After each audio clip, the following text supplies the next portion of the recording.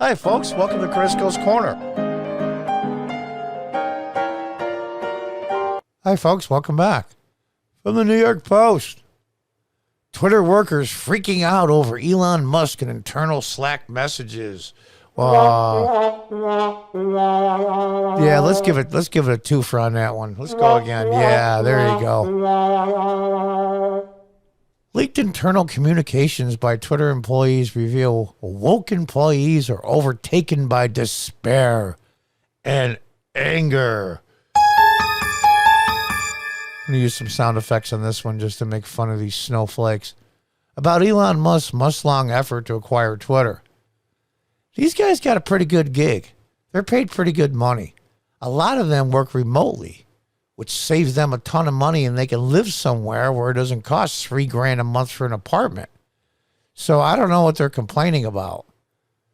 They think somehow, some way, they're going to get the same job somewhere else. But you know what? Good riddance. Let them go. It'll save from carving them out later when they try to screw things up. Musk announced he would purchase the company. We all know about that. And, thoughts about the decline of free speech on Twitter. The business communication platform Slack, some Twitter employees vented against the new owner, leaked messages reveal. Physically cringing watching Elon talk about free speech. I mean, we can't ban people or censor people we don't like anymore. This isn't fair. You mean we have to play by the rules? This sucks. A site reliability engineer, now there's a oxymoron, who identifies as a non-binary, transgender, and plural person wrote. I'm not even going to comment on that. We're all going through the 5 stages of grief and cycles, and everyone's nerves are frazzled. Oh, no. Not frazzled. Oh, no. Wrote a senior staff software engineer who called Musk an a-hole and tried to console his colleagues. Maybe we can get a little, they have like these GoFundMe things and like that for helping people out. Maybe we can get a website set up to send stuffed animals and comfort toys that these people can hug and hold in the next few weeks and months as this Twitter ownership changes. Little stuffed animals. I'm sure they got to have some stuffed animals to Trump. We ought to send them that this week and comfort them and trigger them at the same time. What a twofer. It's amazing. We're all spinning our wheels and coming up with a worst-case scenario. Trump returns. No more moderation, meaning no more censorship. No more taking the algorithm and pounding accounts like they do like they do here on YouTube. They pick and choose the winners. Now, I really think, honestly, it's not going to happen overnight. But I think as Twitter gets up and running, and they're going to have a lot of bad guys. They pretend to be bad guys, that they're going to say are right-wing extremists. Now there's no censorship. Look at the disinformation, the hate that's flowing. He's going to have to weed out those accounts over time. If it was me, as soon as the sale is done, done, and everything's signed and they can't go back, fire everyone. Now they do that quite often in businesses. You fire everyone, and then they can send in their resumes and job applications back again, and they can look through them. That way they can weed out. It's a lot easier that way. In fact, the President of the United States does that when the president wins re-election. He asks for all of his cabinet members' resignations. And then he brings back the ones he wants to bring back. That's just common practice.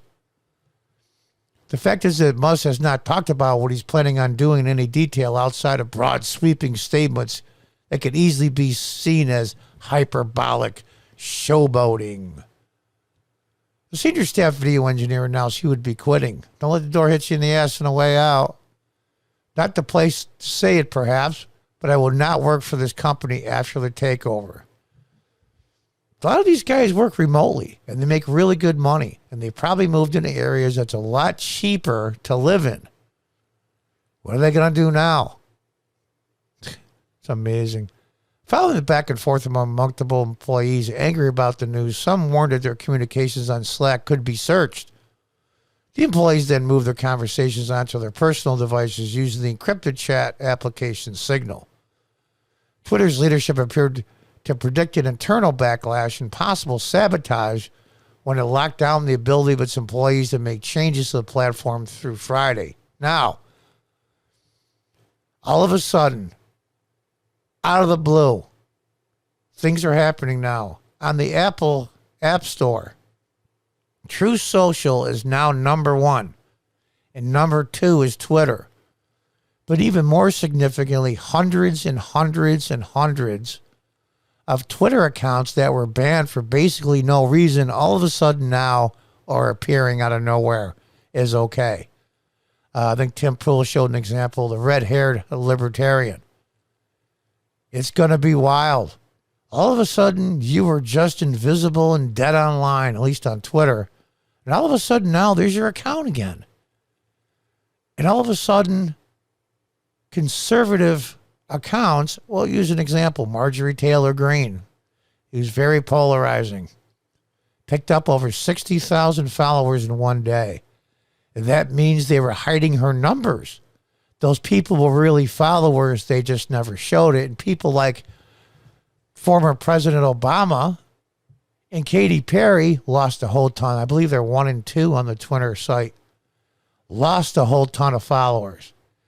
Was the Twitter people using the algorithm and code to pad their numbers of followers and then reduce the number of followers of people they didn't like to make them appear less popular than they are? Sure as hell looks like it, doesn't it? They're hiding up the evidence. It's like, they're burning records. It's amazing to me. Leading up to Monday's deal, Twitter employees had already been venting for weeks on Slack about Musk and defending the platform's moderation enforcement. A Musk-owned Twitter is one of the greatest threats to the 2022 and 2024 elections. We're effed if this happens. Laura Gomez. Laura, kiss my ass. You know what? The threat to the election is open and free dialogue. If open and free dialogue is a threat in your mind, then you're an authoritarian jerk. You're what the founders were fighting against to begin with. The answer to bad or what they consider hate speech or misinformation is more information and more speech, not less. They have institutional control almost everything, and they see it slipping away with a major number 1 social media site. I think honestly and truly over time, they're not going to go back to being even-handed. YouTube is what I'm referring to. But I think they're going to start easing up because the market's going to determine it. Now, granted, YouTube has never made any money for Google since its inception and since Google bought it. But I think, honestly and truly, they won't be anywhere near as fair as we would like them to be. They'll be a lot more fair. Maybe we'll see some accounts on YouTube automatically reappear. We'll see. A reliability engineering manager, I'd love that, said Musk's views on free speech is a cover-up for I want not to be held accountable for saying or amplifying harmful things. Harmful things. People say rotten things. People say just facts that hurts people's feelings. Oh, gosh. That senior content strategist who worked as a left-wing political operative outside of Twitter, what a surprise, led many of the conversations that were heavily criticized of Musk. Sajir and Jetty, I believe it's pronounced, Twitter engineer, replies to his new boss, Elon Musk, defending their takedown of the Hunter Biden laptop. That's the thing. That's the number 1 thing. Even Jack Dorsey said at the end, that was a mistake. I believe 45% of Biden voters polled after the election in 2020 had no idea about the Hunter Biden laptop. In order for free and fair elections, we must have the free flow of information. And sometimes it's things you don't like. And sometimes it's crazy-ass theories that make no sense. You got a right to be a nut bar. That's just the reality of it. But then on top of that, of the people that didn't know about the Hunter Biden laptop, 17% nationwide of Biden voters would not have voted for Biden. And I also saw a poll that says in the swing states, Pennsylvania, Wisconsin, Georgia, I believe, and a couple of others, almost 10% of the Biden voters would not have voted for Biden. That turns the election the other way. This is what they did. They kept it off their site. And every single person that mentioned the Hunter Biden laptop prior to the 2020 election was banned and stifled on Twitter. And all of a sudden now, all of these accounts are popping up out of the blue. I don't think anybody's just sitting there with a button going, okay, we'll reinstate him. Oh, we'll reinstate him. Oh, we'll reinstate him. I think it's the algorithm in the software code that's bringing all these people back. They just push a button and say, everybody on this crap list, bring back. Unbelievable. Sometimes I think it can't be as bad as I'm imagining it'll be. Yeah, I hope it's 10 times worse than you imagine. Then to see something like this and I'm all, nope, it'll be even worse, she wrote, responding to Musk's tweet last week. But not all employees kept their views with internal business chats. Some of the strongest comments against Musk were made publicly on employees' Twitter accounts. What a good idea. He can fire everybody if he wants to, for no reason. I'm cleaning house and starting over. Edison Howenstein, a software engineer, tweeted, "You asked me why Elon Musk buying 9.2% of Twitter will get a board seat is bad. And I'm explaining why this was clearly not his end goal, and things will certainly get worse and potentially be dangerous for democracy and global affairs." More people talking, more people chatting, more people putting input, whether it's crap or not, is always best. What is the problem with Elon Musk is he has demonstrated a pattern of harmful behavior consistently that disproportionately impacts marginalized people. Jesus, talk about word salad. So maybe let's not give him any more power that he already stole. What marginalized people? You're a software engineer or better and making really good money with really good medical benefits and probably vacation and all kinds of packages if you're fired or leave. Unbelievable. Marginalized people. Jay Haller, an engineering manager, broke down in multiple tweets earlier in the month when it was announced that Musk would take on the leadership role. The problem with Elon Musk is he has demonstrated a pattern of harmful behavior. Yeah, we talked about that already. So maybe let's not give him any more power. Haller later tweeted, "I'm radicalized now." You're radicalized before, you ass. Connor Campbell, a non-binary front-end engineer, responded directly to Musk on Tuesday, defending Twitter's censorship of the post of its reporting on Hunter Biden's laptop shortly before the 2020 election. Twitter had a policy about hacked documents. That's a lie. They weren't hacked. We applied this policy equally, Campbell claimed. The contents of the laptop were not hacked, as the Washington Post and the Times both acknowledged. Former Twitter CEO said it was a total mistake at the congressional hearing last year. They weren't hacked. Laura Gomez, who used to lead localization for Twitter, tweeted, "A Musk-owned Twitter is one of the greatest threats to the 2024 elections. We're all after if this happens." Amazing to me, truly. Separately on Slack, multiple Twitter employees disparaged this journalist repeatedly for posting screenshots of their colleagues' publicly available tweets.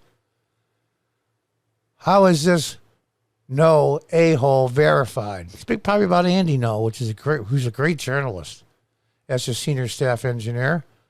Multiple employees use insults to refer to this journalist before conceding that the tweets didn't violate their rules. They suggested to one another to remove mentions of Twitter employment in their Twitter biographies. Though many of the internal Slack comments are personally critical of Musk and his views, a few employees aren't as outraged as some actively push back. I don't know much about him. I don't really care. I would just love free speech to be the highest priority. I don't care who leads that, especially for minorities like myself.